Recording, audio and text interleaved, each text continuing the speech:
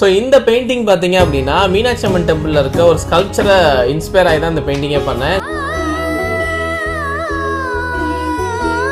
So இந்த பெயிண்டிங்கில் பார்த்தீங்க அப்படின்னா விஷ்ணு வந்து மீனாட்சியை வந்து சுந்தரேஸ்வரருக்கு வந்து தாராவத்து கொடுக்குற அந்த மொமெண்ட்டை தான் அவங்க ஸ்கல்ப்சரில் காமிச்சிருக்காங்க.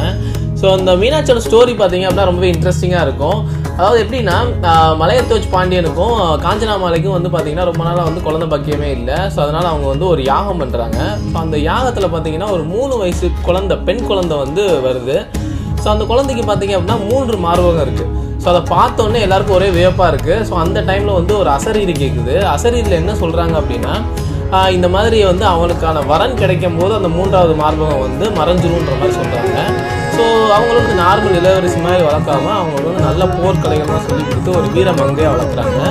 ஸோ ஒரு நாள் வந்து மீனாட்சி வந்து திக் விஜயம் போகிறாங்க.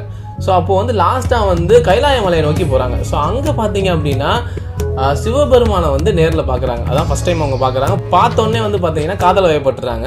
ஸோ அவங்களோட 3வது மார்பகம் பார்த்தீங்கன்னா மறைஞ்சிருது. கடைசியில் பார்த்தீங்க அப்படின்னா இந்த சிவபெருமான் வந்து மதுரைக்கு வந்து மீனாட்சியை வந்து கல்யாணமும் பண்ணிக்கிறாங்க. ஸோ அந்த கல்யாணம் பண்ணுற மொமெண்ட்டை தான் இந்த ஸ்கல்ப்சரில் வந்து காமிச்சிருக்காங்க. இந்த பெயிண்டிங் உங்களுக்கு பிடிச்சிருந்துச்சு அப்படின்னா லைக் பண்ணி சப்போர்ட் பண்ணுங்கள். இந்த பெயிண்டிங் வந்து உங்களுக்கு பிரிண்ட்டாக வேணும், கேன்வாஸ் பிரிண்ட்டில் உங்களுக்கு வேணும்னு நினைக்கிறவங்க மட்டும் எனக்கு கமெண்ட் பண்ணுங்கள், உங்களுக்கு ரிப்ளை பண்ணுறேன். மதுரைக்காரங்களுக்கு வந்து இந்த வீடியோ ஷேர் பண்ணுங்கள். நெக்ஸ்ட் வீடியோவில் வரலாம்.